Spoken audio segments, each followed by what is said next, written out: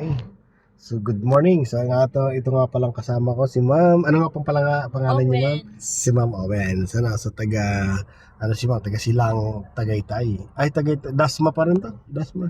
Silang na po actually, pero Silang, pero part ng legally, Dasma. kinuha daw ni Daso.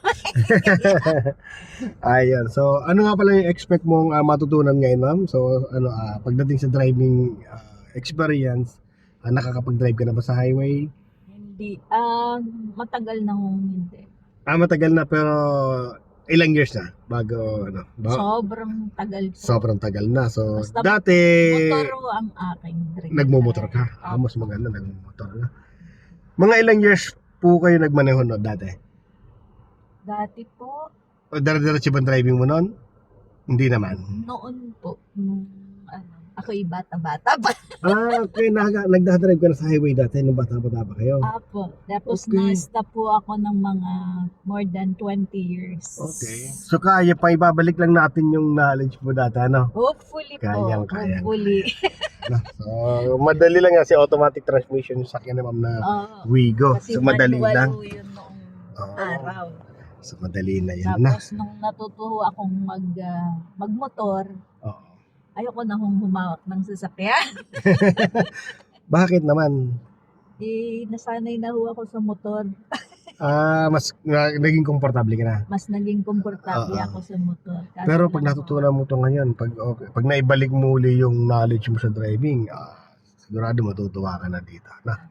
Okay, sige, gagawin ko lahat para matutunan mo yung mga dapat gawin sa kalsada, yung pagiging defensive, saka paano i-operate yung sasakyan mo, ano? So, maging maibalik defensive, ko agad yung aking confidence sa pagmamaneho.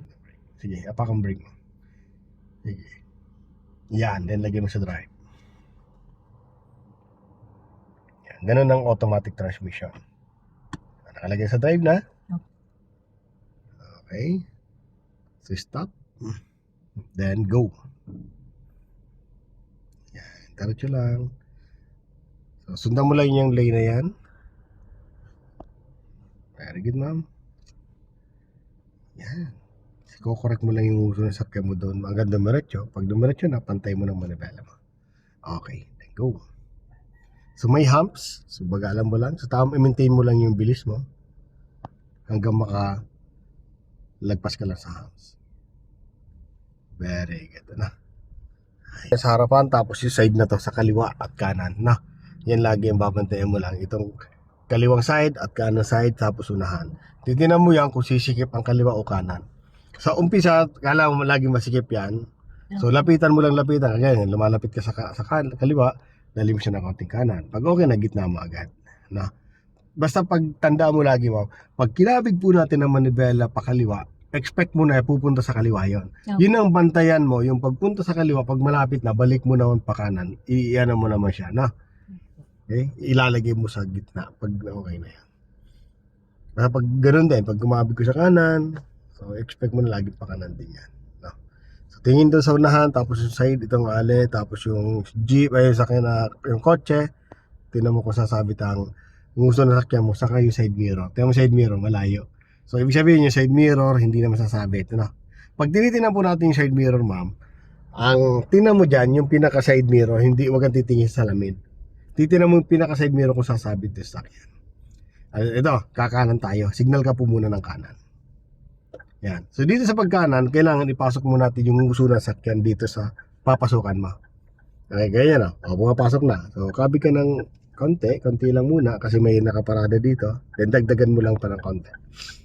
Yan. Then balik. Isa pa. Balik ko pa yung manibela. Iyo. Then gitna. Naramdaman mo yun. So hindi pa siya nagko-correct. So kaya binalik pa natin dito pa ulit. Kanan ulit tayo, ma'am. Sige, ilapit mo yung uso ng sakyan mo dito. Sige, lapit mo pa. Sige pa. Then pag lumapit na, balik mo naman ulit. Dahan-dahan lang. Okay. Then ganon. Tapos doon ang sipat. Okay. Yan.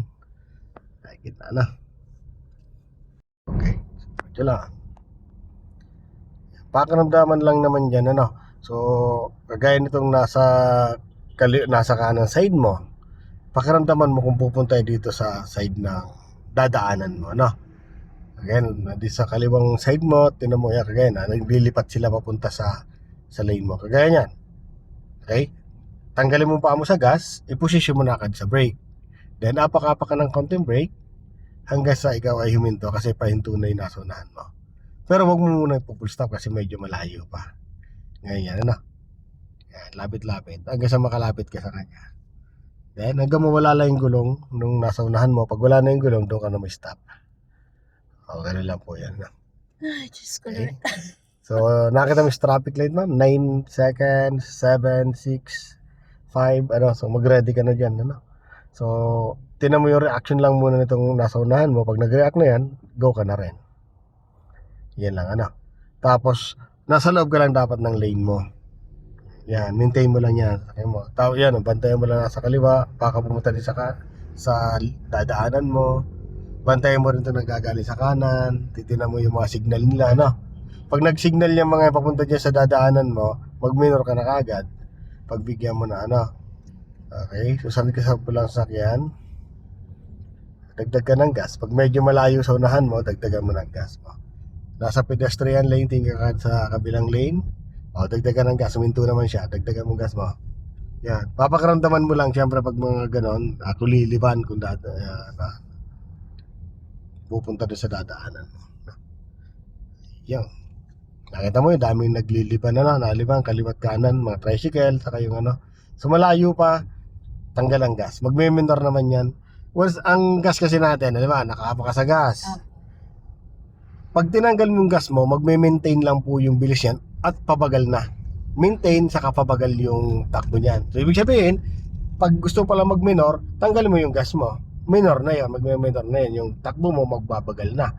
Ngayon, kailangan pang mas mabilis sa pag-minor, apakan mo yung brake mo. Huwag mo lang kagad ididiin na malakas para hindi mag-full stop naman. Basta intention mo mag-minor, huwag mong isasagad ang brake. Slide lang, ano? Parang tinatapik lang po. Yes po, parang pagal na. Yun. Kailangan ma-maintain mo yung uso na sakyan mo sa unahan. Nakadiretso lang sa ano. O, tanggal ang gas.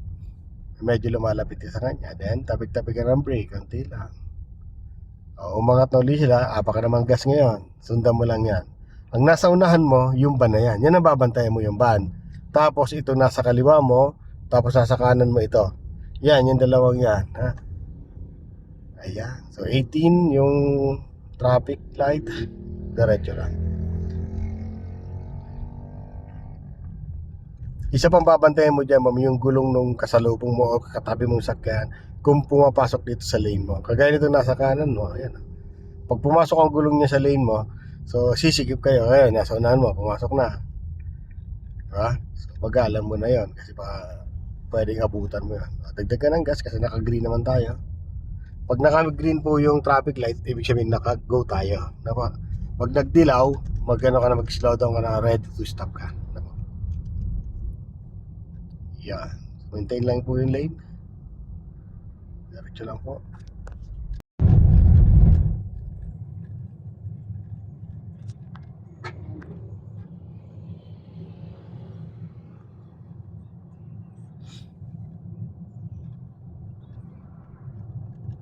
Diretso lang.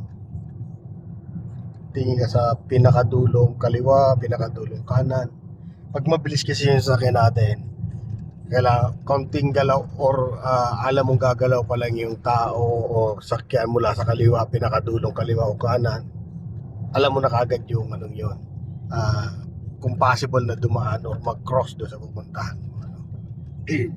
Basta isang decision lang yung sabi ko sa'yo kanina, na kung pagbibigyan mo yung nasa unahan mo na alam mong magko-cross na, malayo pa lang, magdesisyon ka na kagad, bagalan mo na kagad para yung nasa likuran mo makapagbagal din.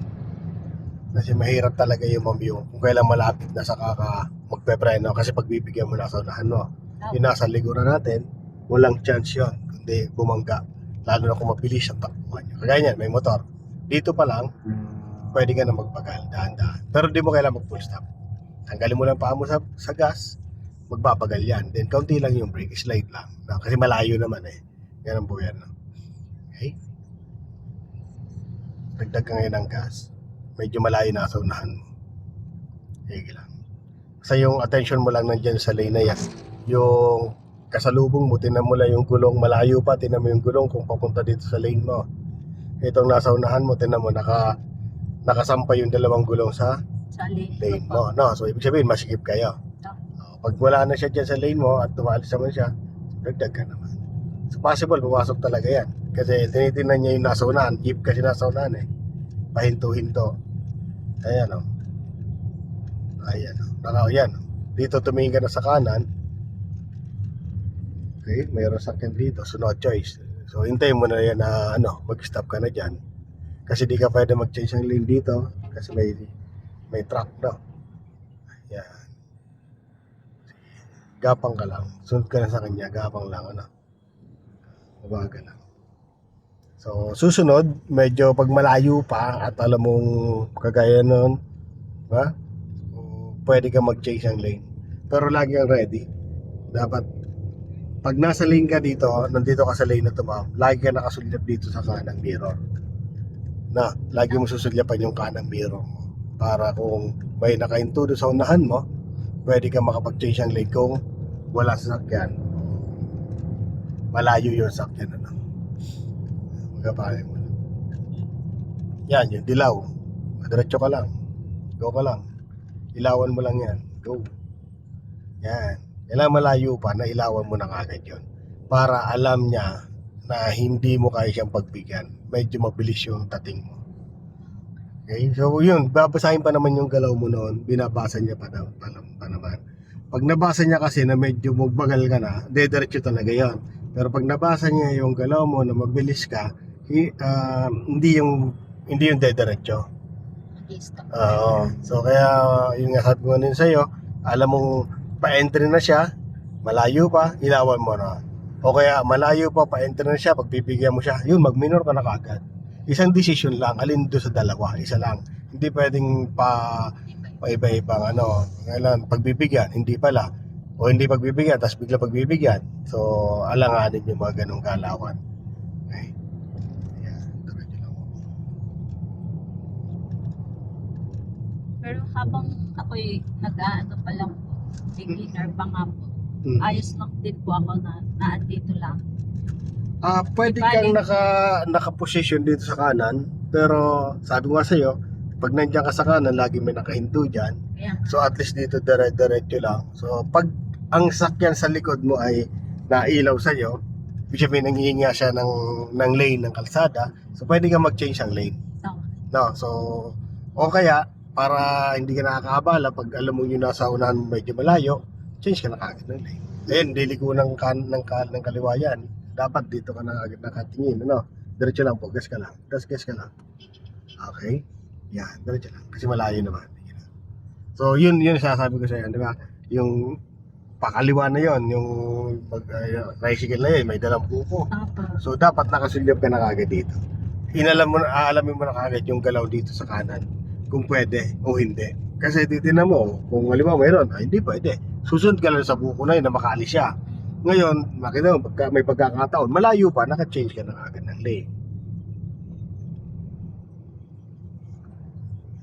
Diretso naman. Yan yung puti, yan, di ba? Basta wag mo lang aapakan yung brake ng pa-full stop.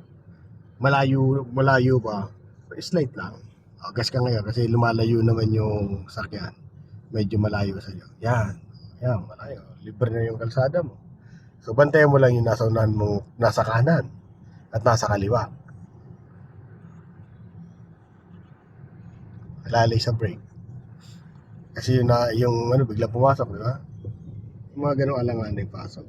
Dagdag ka ng gas, kabulin mo siya. Sige, dikitan mo siya. Okay. Yan, yung may motor. Di ba? Yan. Dapat kita mo yan. Tapos yung nasa unahan mo. Pag sumulyap ka, kaliwa, kanan, gitna. Kaliwa, kanan, gitna. Yan ang mata mo. Yan ang laro ng mata mo. Okay? Tapos kung change ang lane or tingin na mirror, ganun. Yan. Sige lang, go ka lang. Kasi alanganin naman yung kanya. Kung pagbibigyan mo kaagad ng yan, napakadikit mo na para sa kanya magbigay. delikado yung pag may sakyan sa likod na bigla kang full stop. No, so ilawan mo ka. Kaya nito, may motor. Ilawan mo na yung motor na yan. Yeah, ilawan mo pa.